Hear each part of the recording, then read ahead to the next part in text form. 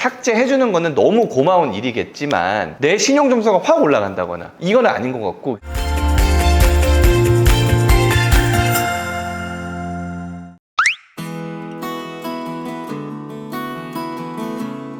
안녕하세요, 김민성 변호사입니다. 요즘에 이 정부가 새로 바뀌었잖아요. 정부가 바뀌면서 빚 문제에 대해서 이 행정부가 적극적으로 개입을 해가지고 사실은 이 사법부에서 진행하는, 그러니까 이 법원에서 진행하는 개인회생 파산 이런 신청 건수들이 제가 체감하기엔 되게 많이 줄었어요. 법인회생 파산은 기존대로 되게 수임이 많아요. 아직도 수임이 많고 어려운 분들이 많은데 요거는 이제 배드뱅크고 뭐고 법인회생 파산은 대상이 아니니까. 개인회생 파산은 또 여러분들이 배드뱅크를 기다리시는 분들도 있고 뭐 해가지고 요즘에 좀 약간 한가한데 그래도 저는 또 개인적으로 엄청 바빠. 이 법인 쪽 사건들이 많아가지고. 어쨌든 오늘 말씀드릴 거는 정부에서 새롭게 내놓은 개인 회생과 관련된 변화인데요. 이거를 찍은 다른 변호사님들이 많이 있었는데 저도 이게 제 영상들에 댓글이 계속 달리잖아요. 근데 거기에 1년 뒤에 신용카드 만들 수 있어요? 이런 식으로 이제 질문들이 몇 개 달리는 거예요. 저는 회생이 안 끝났는데 무슨 신용카드를 만들어라고 보니까 요것 때문에 질문을 하시는 것 같더라고요. 요것 때문에. 이게 뭐였냐면은 전 요즘에는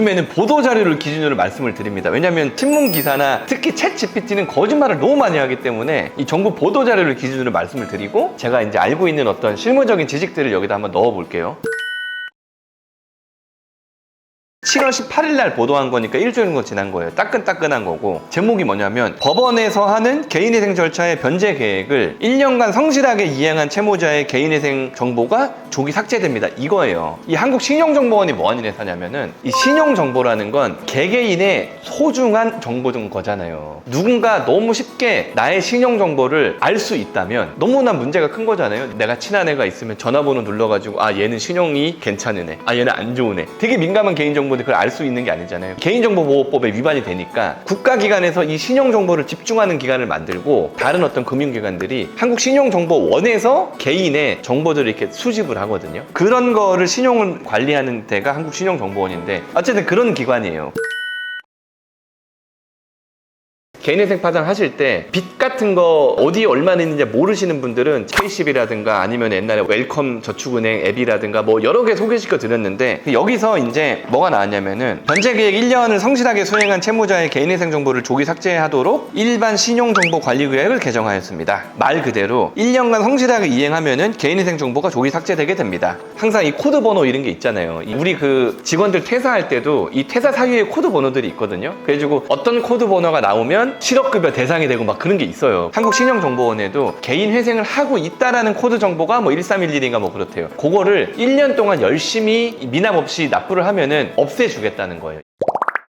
그러면 뭐 예를 들어 여러분들이 개인회생 중이야. 어떤 금융기관에 가가지고 대출을 받는다거나 신용카드를 만든다거나 하면 신용 등급이나 이런 것들을 확인을 할 거잖아요. 한국신용정보원에 아니면 한국신용정보원에서 정보를 받는 K10이나 나이스에 뭔가 의뢰를 할 거야. 김민성 얘 81 뭐 00 얘의 어떤 신용정보를 좀 알려줘라고 하면 띡 하면서 1311 이러면서 아 얘는 개인회생 중이다. 그러면 안 빌려주겠잖아요. 너무 당연하게 안 빌려주잖아요. 그걸 없애버리겠다는 거예요. 1년을 열심히 갚으면. 옛날에는 면책 신청이 되면 삭제가 됐거든요. 3년짜리 변제 계획이면 3년 뒤에 면책 신청하고 삭제, 5년짜리 변제 계획이면 5년 뒤에 면책 신청하고 삭제, 이렇게 됐단 말이에요. 근데 지금은 1년간 갚으면 삭제해 주겠다는 거예요. 그러면 보세요. 다른 금융기관이 내가 회생 중임에도 불구하고 이 사람의 신용정보를 치면 이 회생하는 정보가 삭제돼 있다는 거예요. 그죠? 어떤 말씀인지 아시겠죠? 그러면 카드를 만들 수 있어요?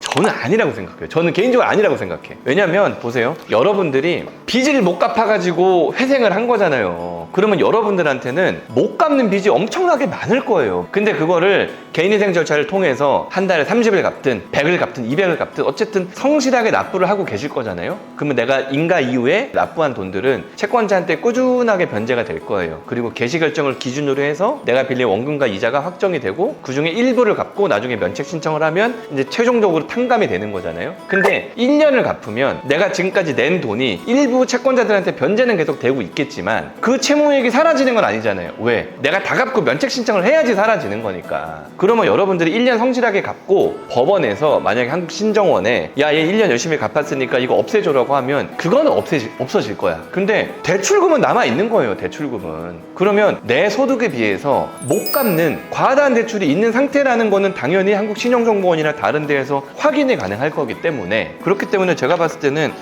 이런 질문들도 많이 했거든요.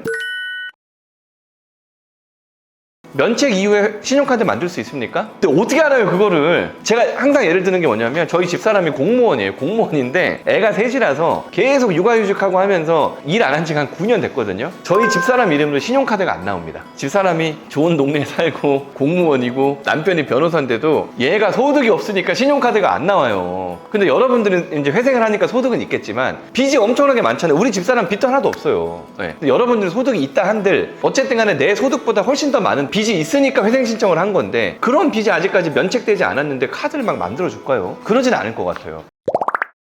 근데 그거는 오롯이 은행이나 카드사의 재량입니다. 재량. 신용거래를 할지 안 할지는 그 사람들이 결정하는 거죠. 아니, 돈 빌려주는 사람이 결정하는 거지, 내가 개인회생 코드가 지워졌다고 그 사람들이 의무적으로 카드나 대출을 해줘야 되는 건 아니잖아요. 그러니까 회생 뭐 1년 지나면 신용카드 만들 수 있다? 아니에요. 제가 봤을 땐 그러지 않아요.